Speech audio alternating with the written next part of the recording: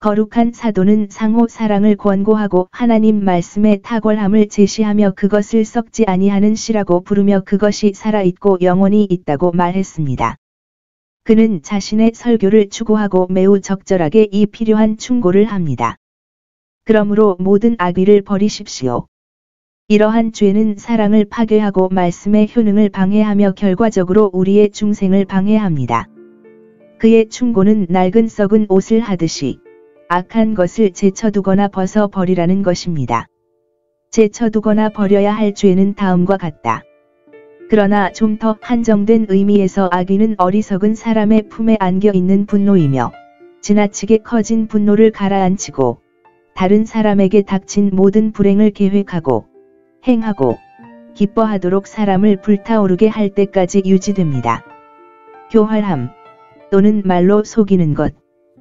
따라서 그것은 다른 사람의 무지나 약점을 이용하여 피해를 입히는 교활한 아첨, 거짓, 망상을 포함합니다.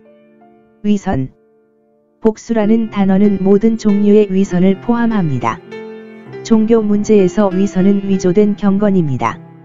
시민 대화에서 위선은 위조된 우정이며 믿지 않는 칭찬을 하는 사람들이 많이 행하는 것입니다. 결코 이행할 생각이 없는 약속을 하거나 마음에 장난이 있을 때 우정을 가장하십시오. 모든 부러움, 시기라고 부를 수 있는 모든 것, 다른 사람의 선과 복지, 그들의 능력, 번영, 명성 또는 성공적인 노동에 대해 슬퍼하는 것입니다.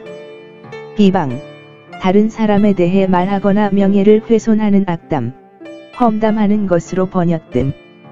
그러므로 다음을 배우십시오.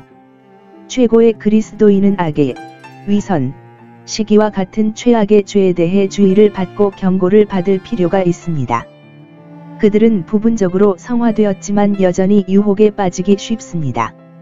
하나님을 향한 우리의 최선의 봉사는 우리가 인간에 대한 우리의 의무에 성실하지 않다면 그분을 기쁘시게 하지도 않고 우리에게 유익하지도 않을 것입니다.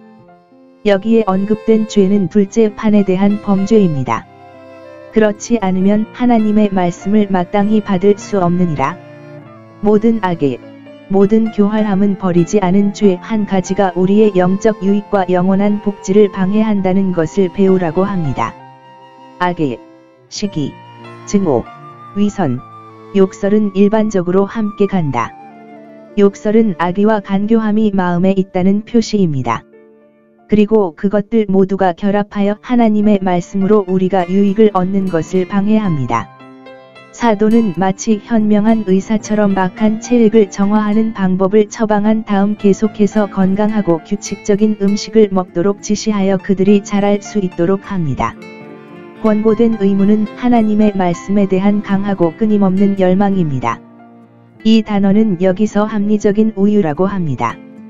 다만 이 문구는 적절한 영어가 아니므로 우리 번역자들은 그것을 우리가 음식을 이해하는 말씀의 우유로 번역했습니다.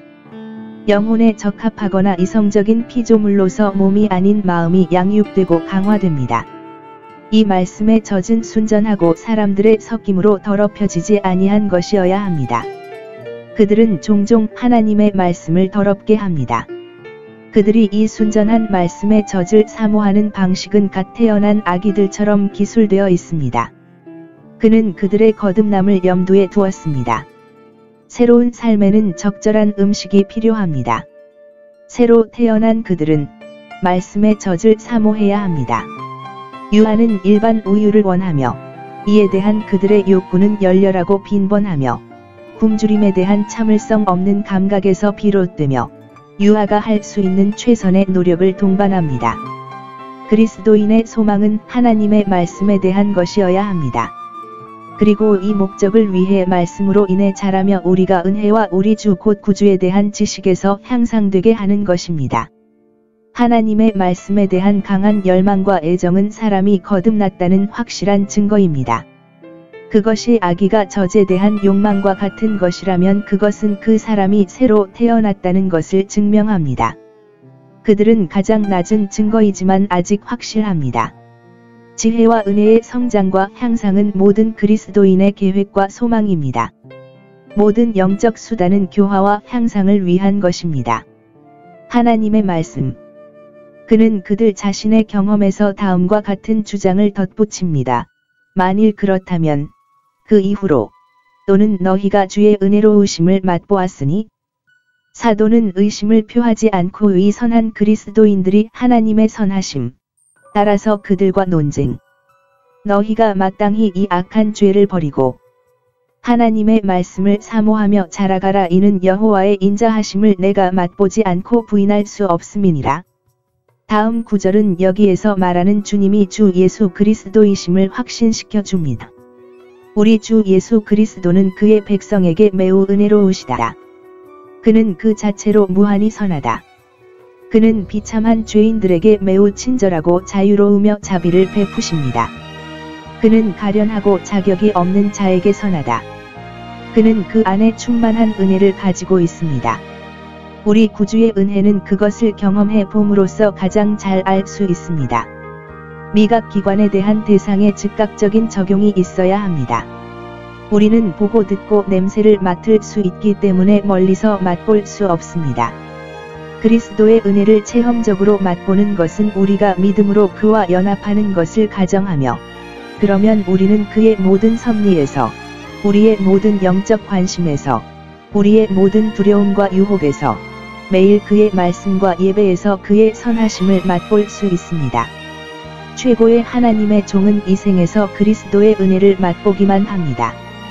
맛은 약간입니다. 그것은 초안이 아니며 만족하지도 않습니다. 이 생에서 하나님의 위로도 마찬가지입니다. 하느님의 말씀은 당신의 은총을 발견하고 사람들에게 전달하는 위대한 도구입니다. 순전한 말씀의 젖을 먹는 사람들은 그의 은혜를 가장 많이 맛보고 경험합니다. 그분의 말씀과 대화할 때 우리는 그분의 은혜를 점점 더 이해하고 경험하기 위해 항상 노력해야 합니다.